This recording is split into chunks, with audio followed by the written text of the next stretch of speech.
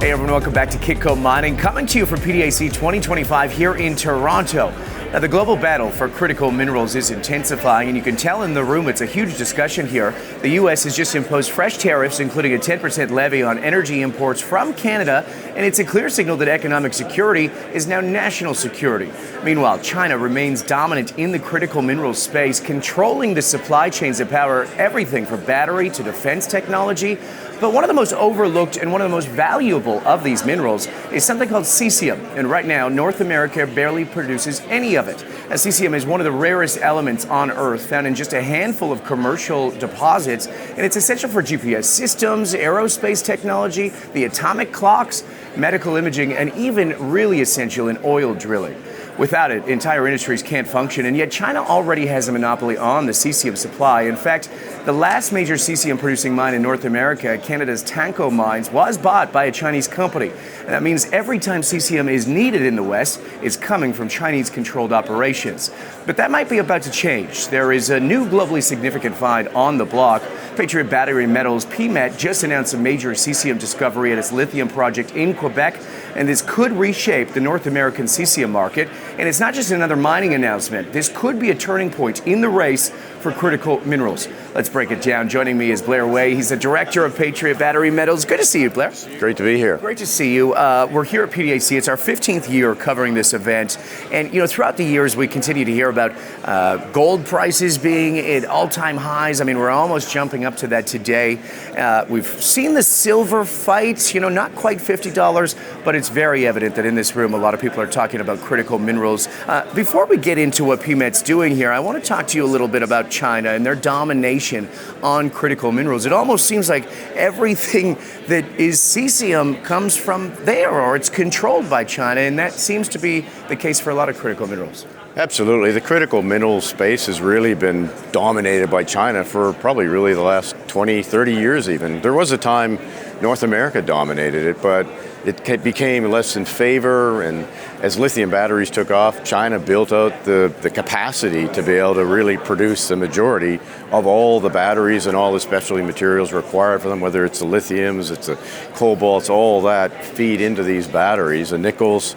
And now we're in a situation where all these dominant material, or very rare materials, are being processed in China, and we're behind. And there's an opportunity really for us to maybe get caught up. And as you say, some of the politics that we're seeing around all these specialty materials indicate that, having solutions in North America and even more specifically in Canada and for us in Quebec is a good thing. It'll be a good thing for the world market. It'll be a good thing for the Western world. Yeah, that dominance in the critical supply. We see Donald Trump even trying to negotiate a deal with Ukraine to get some of their critical minerals. It's very topical at the moment. Let's go back to cesium before we get into the case studies, the uses of it, because I know some of the audience members might not know. Your discovery, the way that it's put out in the press release, makes it a real solution to the problem. It looks like one of the largest discoveries of all time. It certainly is very exciting for us. Obviously, it's very early stage. We've already drilled out our CV13 discovery, and part of that drilling was obviously pulling the core out. We assay for multi-elements. Those elements, we obviously were focused on lithium. So we've been building a resource and have issued a resource for lithium. However, there are many other elements that we identified in there, and cesium was one of them, and majority of our holes are over limit. And what that means is when you test the holes, you test within a range. Maybe it's from 0.5% to 1 or 0 to 1%. You can't do the whole spectrum. So we have multiple holes that are over, or certainly indicate an over 1% limit. That is tied in quite closely to what we see at our high-grade lithium discovery as far as what we have identified. Many of the lithium assays were over limit as well, but of course we pursued them. So we've released our resource for lithium for the CV13 area, but now we've had a chance. That resource is out. It's with the engineers for a feasibility study feeding the ESIA. Now the geos have a bit of time. They've gone back and we're looking at this and it's like, holy smokes, we've got something really special here. We need to do the work. We'll come back and provide the market with more updates as we get that data. But as you said, the scale is quite impressive given the geographic layout. We've got a number of hundreds of meters in one direction and almost 500 meters in the other. So it's important and it has potential. We mentioned at the top, the Chinese have been controlling this supply for years. In the last Cesium mine in Canada, Tanco was acquired by a Chinese company. Tell me a little bit about that. I think it's in Manitoba, and there's not in comparison, Blair, it looks like what you have is a lot more, and this is a large Cesium operation. It is the Cesium operation right now, and they've actually not been underground mining. They do have pillars, and those are the pillars that remain to support the ceiling of the underground mine. They'd like to mine those pillars, but they can't without the ceiling falling in, so they're looking for solutions to mine that remaining stuff. They've actually been processing their tails because it was a lithium mine, it's a tantalum mine, and Cesium. So what that really means is that they're not grasping at the last remains, but there's not a lot left there by the sounds of it. And what we think we've identified has that scale to be more than even what they've identified. CV13 is a big deposit area, and if our Cesium is where we think it is there in the scale of it, it's substantial. It has the potential for decades of supply. And it's grade too. Your highest grades are exceeding 9% CSTO, and you have over 140 assays still pending. Could this be one of the largest discoveries in the world? Look, we have to wait for the data to come in. Public company, you got to be careful what you say, but it sure looks like it. Just as I said, the geographic spread of it, we're looking at almost 700 meters one direction, a few hundred meters, 200 to 300 meters in the other. As we get those 140 plus over limit assays completed, we'll be able to present that picture, and ideally we'll be heading down the pathway of a resource on it. Now, the good thing is this is a byproduct for us. It's part of CV13. We've already drilled most of CV13 out. There'll be some more holes in the future to advance the quality or integrity of our resource at CV13 from inferred to indicated and beyond.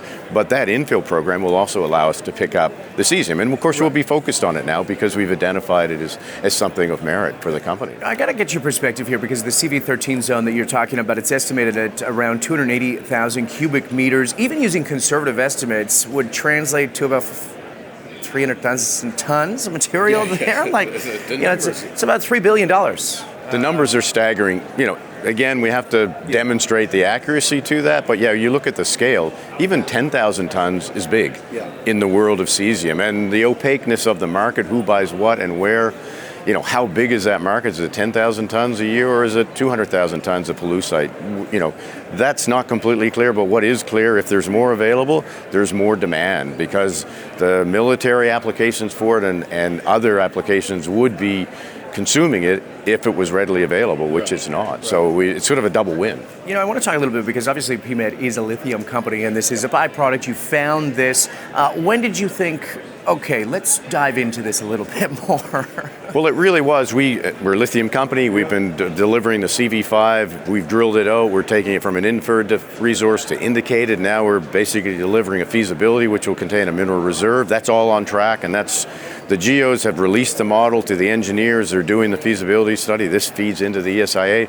So the geos actually had a bit of time to go back and look at some of these, and that's what you do. So it isn't just Cesium. There are other quite interesting elements that are quite rare that certainly are worth considering in all of our assays, and we have over 200,000 meters drilled at the Shakatchawanan project. So there's a lot of data to go through, but CV13 stood out with the Cesium. There's still lots of tantalum.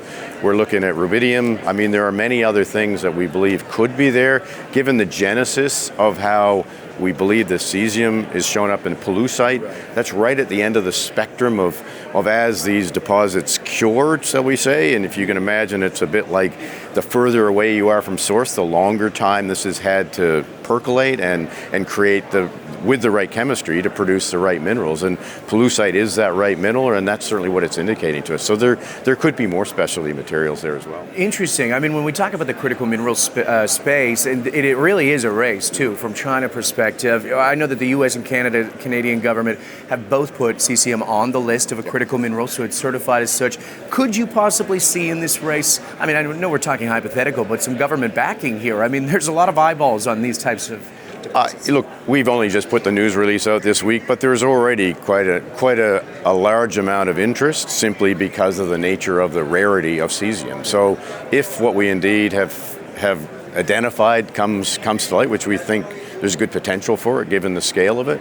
The level of interest from the Canadian government and most likely from the US government could actually change the way we look at some of these materials, and maybe that might change the politics of some of the tariffs or whatever, because some of that doesn't make a lot of sense when you're in the industry, but eventually I think sense will prevail, but things like this can certainly help that. I'm curious about the economics of the deal. I mean, nothing changes on your lithium front. It was still one of the largest properties, the Corvette over in Quebec.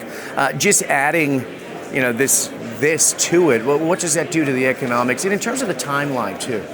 Certainly, as far as the economics, it certainly has the potential. Again, I'm going to use the word potential because I have to be careful how I characterize what we believe we've identified there. But if it is the scale that we think it is, it's next level potential. Like it's a byproduct, yes, but it's a very significant byproduct. And again, as depending somewhat on how the market develops from it, given that it would be more readily available, but it would be significant. How it ties into our production scenario, we still got to work that out. We are definitely producing a feasibility study at our CV5 deposit.